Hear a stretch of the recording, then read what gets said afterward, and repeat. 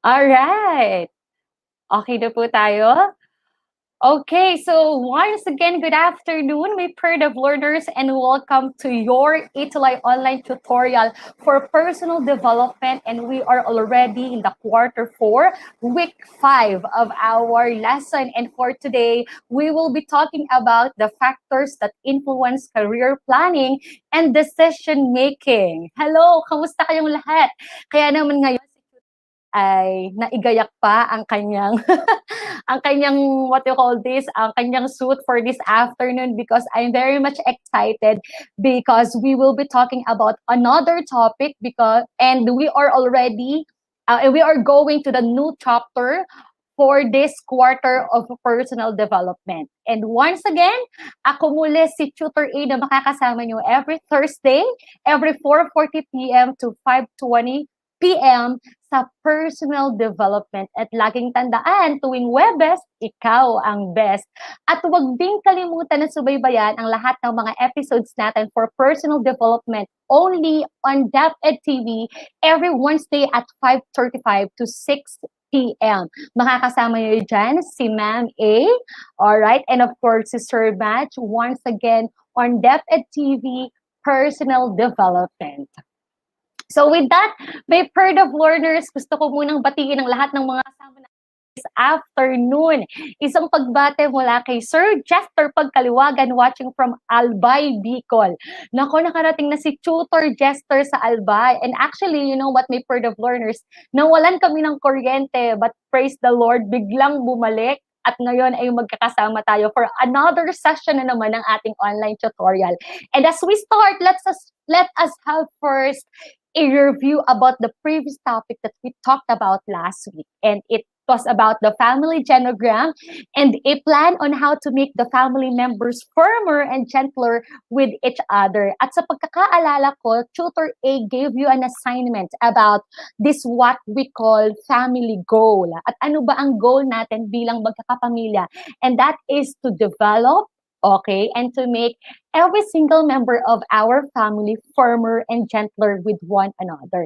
And the question is, who among you, my of learners, completed or did assignment for last week, right? So we used this very simple table, comprehensive table, on how you could make or write a plan to achieve this what we call family goal. Wherein we have to spend quality time, right? Communicate love with one another and support the dreams of each member of the family for us to bind together each member of our family. And I am hoping na ano man yung plan na na-create ninyo at nasulat ninyo will be achieved, right? For you to have a more binded family, right? At naniniwala ako that if we will treasure or if we will put importance with our family, lahat ng bagay ay magiging imposible para sa atin. Most especially this afternoon wherein we will be talking about the career path that you will pursue as soon-to-be college students. Are you excited? Excited na rin ako. But then with that, let us have first a pre-assessment about your knowledge, all right, with the topic that we will discuss this afternoon. So it's just very simple. You would just select the answer of the letter of your answer for the following questions. And let's begin with the first item, all right? So for the first item altogether, pwede ba sama-sama natin tong basahin? So which of the following describes a characteristic of a certain individual that makes him or her unique? So what do you think is the answer? Is it A, career concept, B, personality, C, values, D, self-concept? If you know the answer, just simply type the letter. Okay, on our comment box, and teacher A or tutor A will tell you what is the correct answer. Isang pagbati din mula kay Zerk Malbog. Hi po, Tutor A. Hello, Zerk. Good afternoon. So if your answer is letter B, therefore your answer or your so if your answer is letter B, yeah, you are correct. So it is personality. So let's move to the second item. What influences a person in planning his or her career? So is it the interest, the personality trait, knowledge and skills, or all of the above? What do you think is the answer? Nako, sumagot si Blas at inihabol natin for item number 1. It's B. You are correct. Samantha, rather. Samantha, you are correct. What about in item number 2? What is your answer, my herd of learners? So if your answer is D, all of the above, you are correct. So all of those stated options, such as the interest, personality trait, knowledge, and skills, will really influence you as you plan your career in the future. And for the last item, it is a personal characteristic that comes from intrinsic motivation. Is it A, self-determination, B, self-concept, C, self-monitoring, and D, self-achievement? What is your answer, my herd of learners? Mm-hmm. Very good, Samantha. So if your answer is letter A, self-determination, you are correct. Very good, by herd of learners. And there you go. I hope that as we have just answered these 3 items posted on your screen. Somehow, you will be familiarized with the topic that we will be talking about. And at the same time, ma-assess natin yung prior knowledge nyo about dito. So ano pang inaantay natin, my herd of learners? For this afternoon, let's establish the learning target that we will meet. And this is the first one.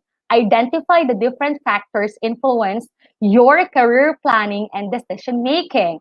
And the second one, write an action plan on how to overcome the challenges on career planning and decision making. And then the last one is to value the importance of career development. So now the question, my herd of learners, are you ready? So if you're all ready, do not forget to bring with you first your module. And we would like to thank Calabarzon for allowing us to use the module that for this afternoon session. And of course, do not forget to bring with you your pen and paper. Flex it out, girls, your beautiful smile with a hint of your favorite lip tint.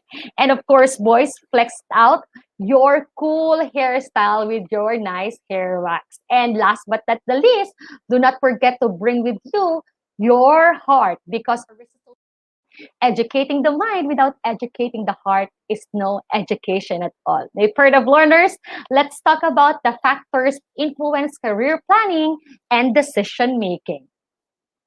All right. So previously, for the 4 weeks that we joined together in our online tutorial program through Depth and Itulay, we talked about relationships with family, friends, and other people, wherein these relationships are parts of our personality development that gives us clear vision of our goal and aspiration in life. So since you already know your roles in building and maintaining social, personal, and family relationships, we will now explore your interest, no, career choice, and factors that affect your decision making in achieving your dreams. So this chapter will give you a better understanding of yourself based on and internal factors that may contribute to your future career. And this chapter will also give you a careful analysis of chances and opportunities based on your knowledge, interests, abilities, talents, and skills.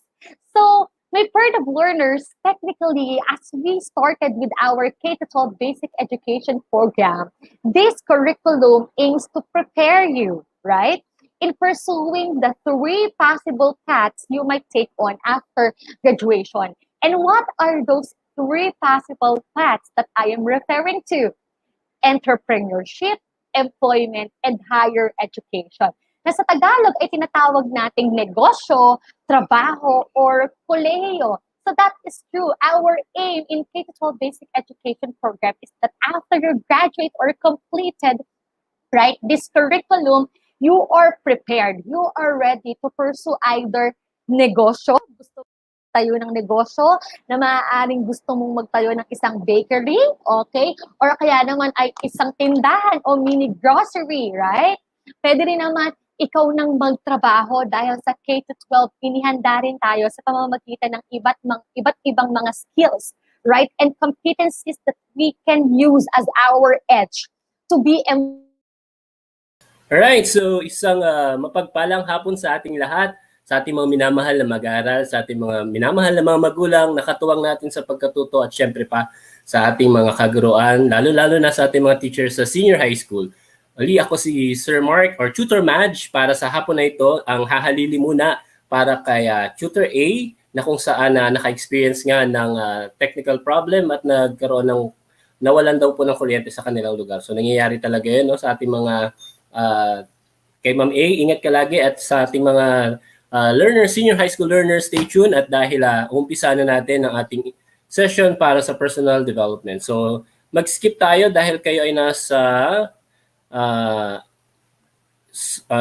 nasa slide 18 na daw po. And then ready na tayo. And I hope na kayo ay ready na. Ang inyong pag-uusapan ngayong week 5 ay factors that influence career planning and decision making. Naku, saktong-sakto ngayong hapon ano. At talagang lalo na sa ating mga senior high school dahil nalalapit na ang ating inaabangan. Ano ba yung inaabangan natin? Sige nga, sa ating mga online participants, ano ba ang isa sa inaabangan natin or isa sa kumbaga milestone natin kapag tayo ay nag-aaral? Tinuturing nating milestone ito. Siguro ako, masishare ko lang, syempre pa ang graduation rites. So, ang ating pagtatapos sa ating pag-aaral. So, pagkatapos ng ating ilang taon no, na pag-aaral sa senior high school, so 2 taon, pero syempre nag-junior high school tayo, nag-grade school tayo, ayun, ang sarap sa pakiramdam, no? Na mapagtatagumpayan natin ang school year na ito. At ito ay dahil na rin sa iyong pagsisikap at pagpupursige na makatapos. So dahil dyan, anong next step? So sabi ni Tutor Madge ay pagtatapos, pero alam niyo ba na hindi natatapos sa graduation rites ang pagkatuto o ang learning. Kaya nga dapat tayo ay lifelong learner. Ibig sabihin ay talagang forever ang pag-aaral. O, ha? Ayan na, sinabi na ni Tutor Madge. Hindi ibig sabihin na nakakuha na tayo ng diploma, ay tapos na rin ang ating pag-aaral. So dapat kahit tayo nagtatrabaho ay continuous improvement pa rin, continuous pa rin ang ating pagkatuto. Ayan, sabi ni Jason Valladores, ang pagkatuto rin po. Alright, so ayan, Ma'am Ayo, kapit lang at talagang itutulay natin ang araw na ito. So ano ba yung mga factors na nakaka-influence sa ating career planning and decision making? Sige, umpisa natin. Again, this chapter will give you a better understanding of yourself based on the external and internal factors na nagko-contribute sa atin sa pagde-decide ano ba ang kukunin ko. 'Di ba sa senior high school, alam natin na meron kayong iba't ibang options once na matapos ninyo itong stage na ito. Whether kayo ay for employment, for enhancement pa ng inyong skills, pwede kayong mag-work, or pwede kayong maging entrepreneur, or pwede kayong magtuloy sa kolehiyo or mag-college. Alright, so alam natin na maraming may mga choices na ibinibigay sa atin at na kung saan we really need to have careful analysis of the chances and opportunities based on our assessment. Kaya isa sa skill natin as a human being, as a person, for our personal development is our own self-assessment. Our kumbaga gaano nating kakilala ang ating sarili. Kaya nga 'di ba yan yung unang-unang lesson natin sa personal development, ang know thyself, right? So ano ba yung mga knowledge, interest, abilities, talent and skills na meron tayo na sa tingin natin will contribute para sa ating future career. All right? So again, ayan daw na-mention na ni Tutor Madge yung inyong 3 possible path after graduation. So entrepreneurship, employment, and higher education. Right? So, ano na bang napag-desisyonan mo? Again, you can consult your parents, no? Or your teachers. Pwede mo ask ang kanilang suggestion. But at the end of the day, di ba? Ikaw pa rin ang magde-decide. So, ano ba ang career development? Sige, hayaan yung basahin ko ang definition natin ng career development. It is the process of self-knowledge, exploration, and decision-making that shapes your career.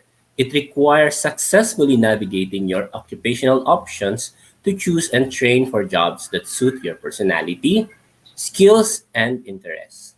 Ayan. So again, it is a process. Ito ay proseso na magbibigay sa iyo ng liwanag, no? Kumbaga, it will uh, decipher kung ano man ang kailangan mong malaman. It could be a blueprint din, no? Na talagang to know, no? Ano ba yung mga pwede mong options, ano yung dapat mong gawin, ano yung mga dapat mong tutukan, no? So just like our development sa ating personal development, career development naman is our career, yung tatahakin natin.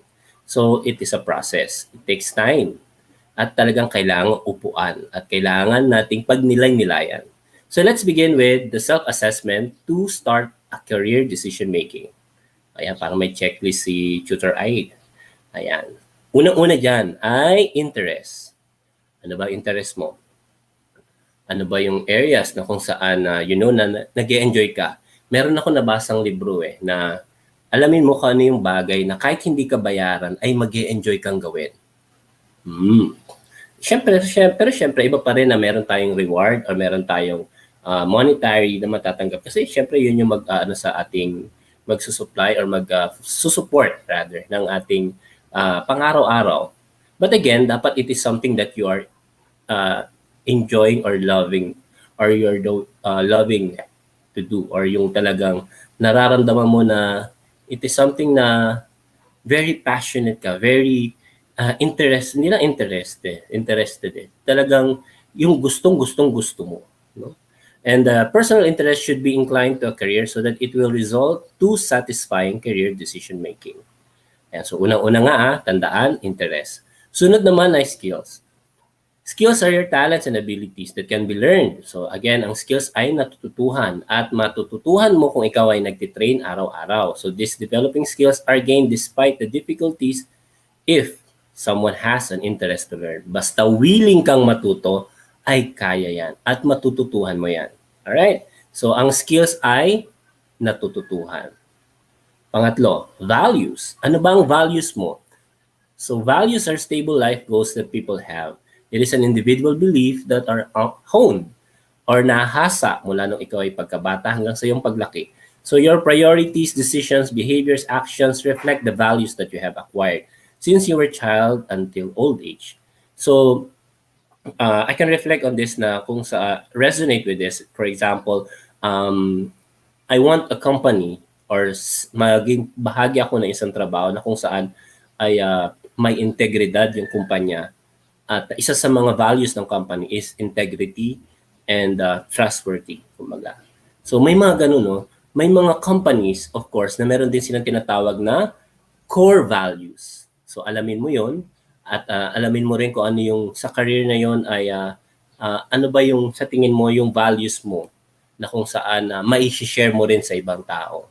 Alright? So even in the career planning, ay malalaman mo ano ba yung values mo. Values mo ba na magtumulong sa kapwa? Values mo ba na mag-communicate ng mga, kumbaga, mag-present sa mga tao, magbigay ng support sa mga tao?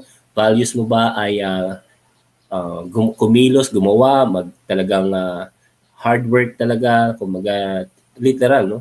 Talagang nagbubuhat, kumbaga, yun, it depends, no?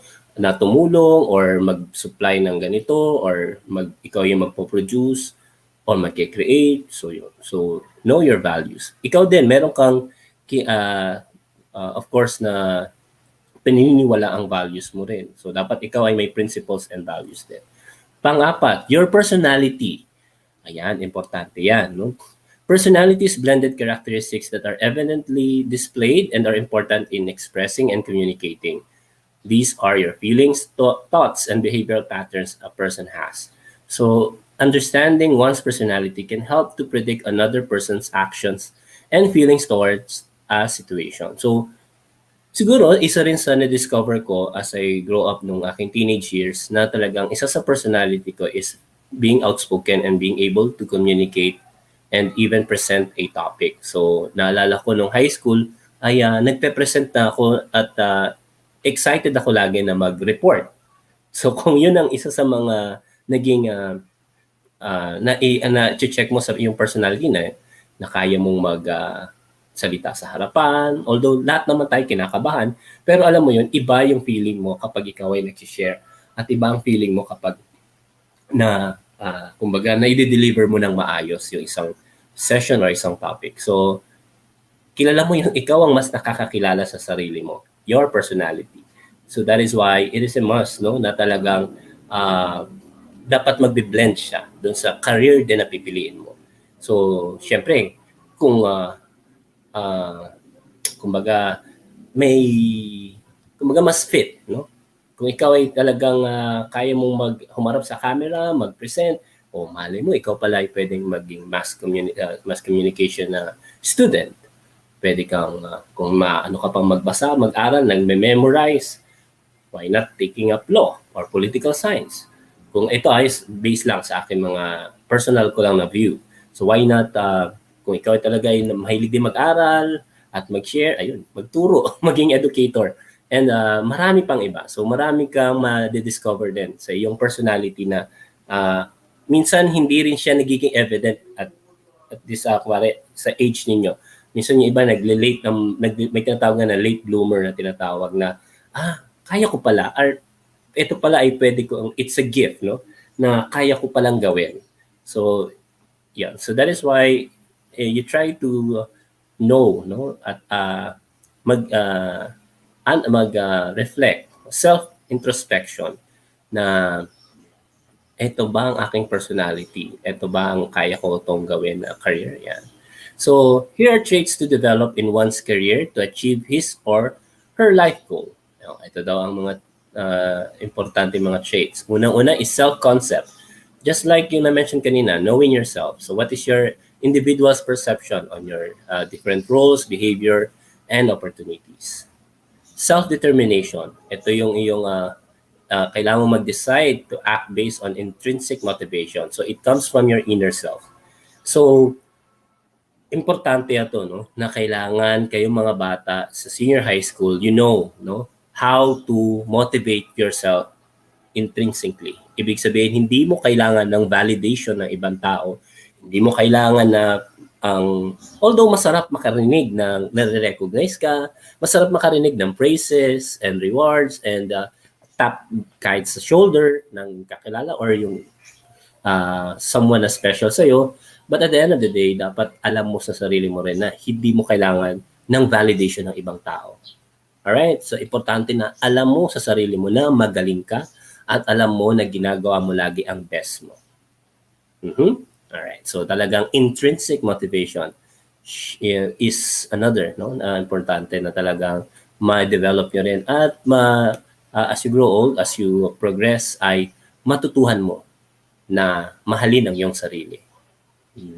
Okay? Now, letter C, proactive personality.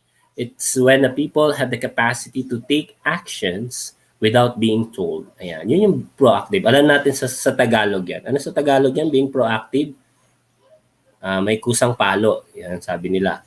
Alright, sige. Alright, sige. Ibig sabihin, may kusang palo. Ibig sabihin, kaya mo. Kumbaga, hindi mo kailangan sasabihin pa iba. May initiative ka. And use thoughtful analysis to solve problems.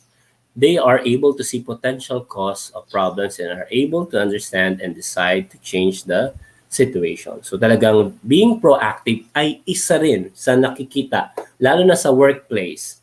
If you are proactive at hindi ka reactive, kumbaga kung ano, nagalit ka kagad o bigla ka na lang magre-react o bigla hindi mo, kumbaga instead of taking actions, instead of pointing fingers or instead of blaming, ayan, isa yan ako, wag niyong gagawin yan sa trabaho, alright? Or sa anumang decision na gagawin ninyo.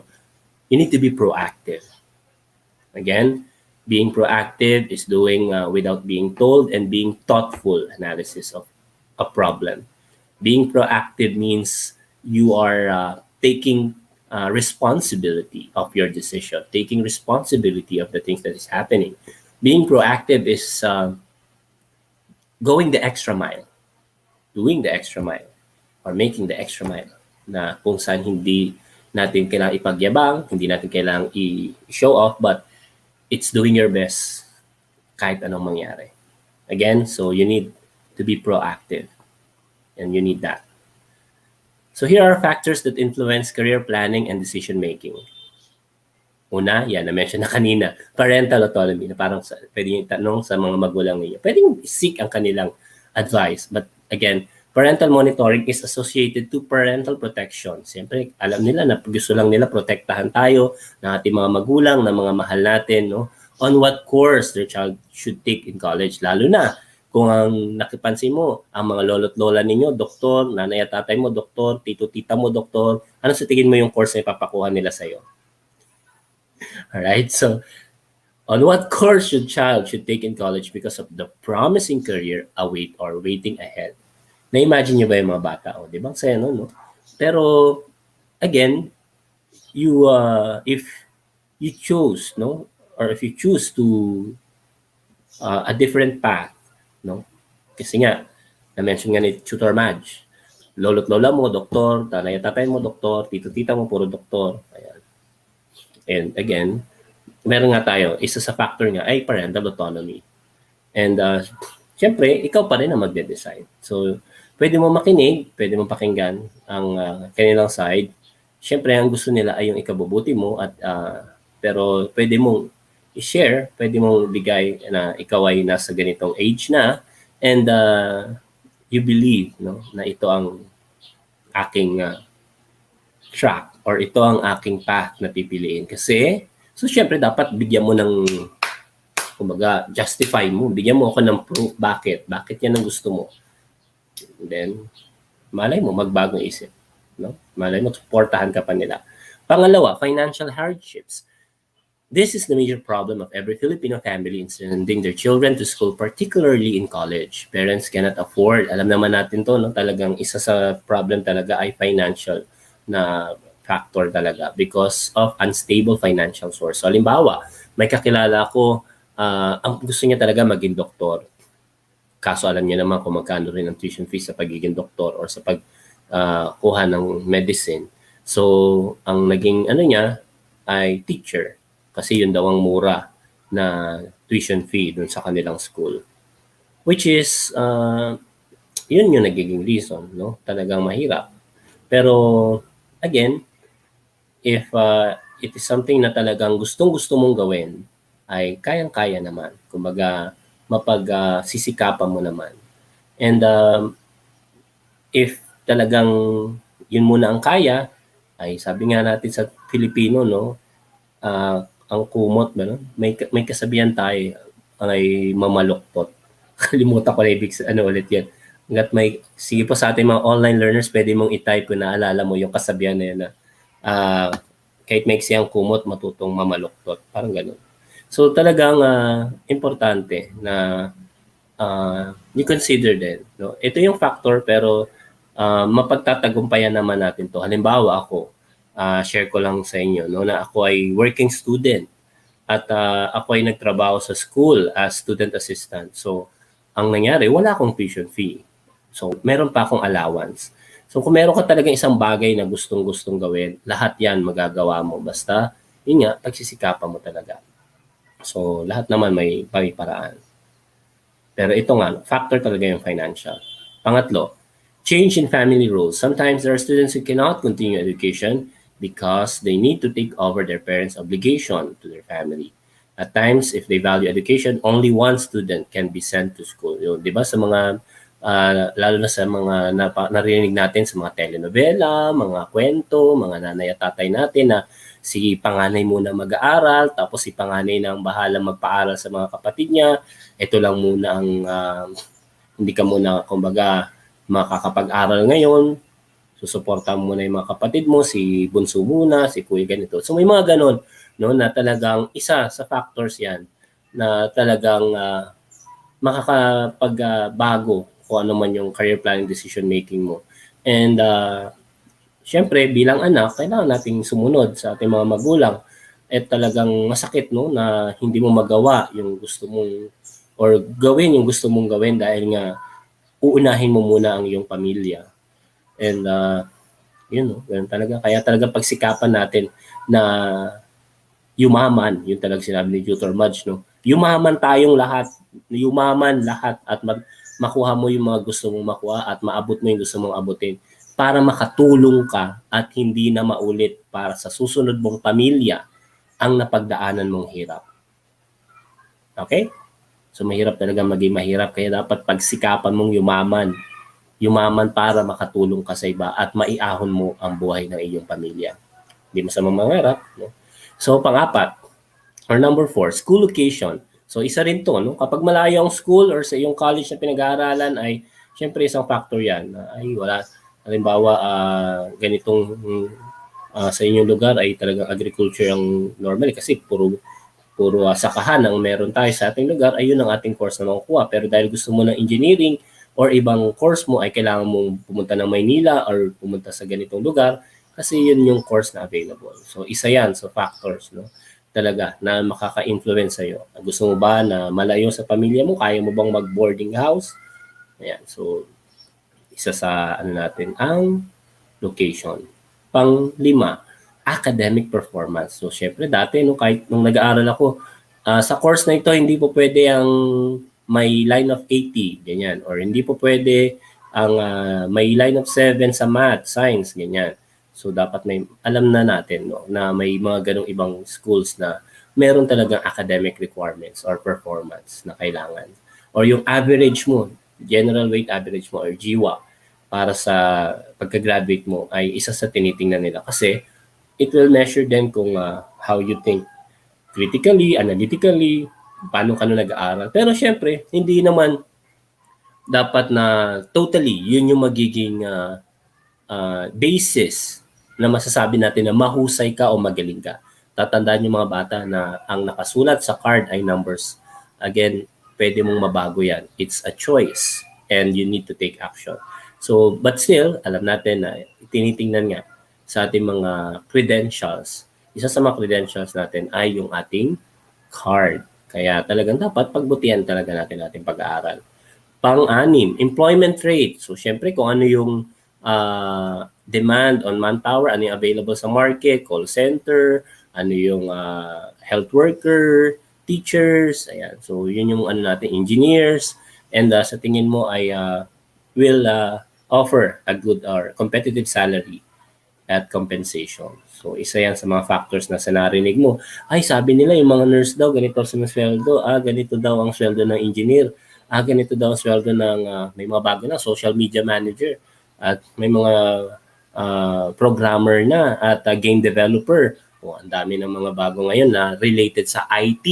Kasi sobrang ngayon nga ay Internet of Things na at ang we are now all connected. So talagang program na lahat or kinocode na halos lahat. So importante na alam natin yan. And herd mentality. Kung ano yung ito yung karamihan natin. No? Fear of missing out. FOMO. Ayun na, tatandaan niyo ulit. Ano ulit yun? FOMO. Fear of missing out. Yun yung, kung ano yung kinuha ng isa, kukunin nyo na rin. O, barkada tayo. Ito na kukunin natin course ha. Okay. Nakaka-relate ako doon kasi yung course ko ng college ay decision ng magbabarkada. Yes. Herd mentality. Kung ano pipili namin kasi yun ano. Tapos, anong nangyari? Sa huli, ako lang ang gumraduate. Tapos sila, nag-change na ng course nung second sem na kami. Ang saya, di ba? Kaya, mas maganda pa rin. Isa yan sa factors, no? Na nakaka-affect talaga ng iyong decision making and planning. Herd mentality. Number 8, self-sabotage. Defined as losing self-confidence and self-esteem. Self-sabotage is a negative self-talk. Ayan. So, wag natin gawin. Wag natin mag-negative self-talk. Alam natin na ito ay hindi maganda. Sabi mo naman, hindi ko to kaya, mahina ako, bobo ako, hindi ko to, math yan, engineering, pag siya engineering, math yan, ako, bobo ako, hindi ko kaya, hindi ko na matututuan yan. Again, basta may willingness ka at talagang passionate ka or talagang alam mong lahat naman matututuhan at napag-aaralan. Kahit ako nung elementary, hindi rin ako ganun kagaling sa math or kahusay sa math. Pero nung minsan talaga sa teacher din, nag-enjoy ako sa math kapag magaling yung teacher. And kaya nung college ay engineering yung isa kong kinuha. At ikinuha ko na course na kung saan, kaya naman pala ang math. So, ibig sabihin, kaya ba sa pag-aaralan? Ayan, so meron tayong assessment. May tutor A. Sagutin na natin. Medyo, ito natin, Understanding career planning. Ayan. Requires many things to be considered. So ito yung mga challenges, ano yung example niya, financial hardship, ano yung personal traits or needs na values mo, become proactive, and personality, self-determination. Ano yung dapat mong actions or isa sa action mo, find resources to support financial needs. So yun nga yung na-mention ni Tutor Madge, ay nag-working student or naghanap ng trabaho para masuportahan ang aking pag-aaral or maging scholar, mag-apply ng scholarship. Alright? At marami pa tayong mga challenges, low self-esteem, herd mentality, parents, autonomy, lack of skills, and low academic performance. So, assess yourself and ano yung dapat mong personal traits or values na kailangan at ano yung pwede mong actions na gawin. Ayan, so sabi ni Tutor A, know that delay today does not mean no forever. It happens that delay magically unfolds its beauty to those who patiently wait and firmly believe. Ayan, so maniwala ka. Unang-unang maniniwala dapat ay maniwala ka sa sarili mo. Alright? So maniwala, ang unang dapat maniniwala sa sarili mo ay ikaw. Maniwala ka sa kakayahan mo, maniwala ka sa sarili mo, at maniwala ka na kaya mo. Yan ang ating hashtag A shoutout.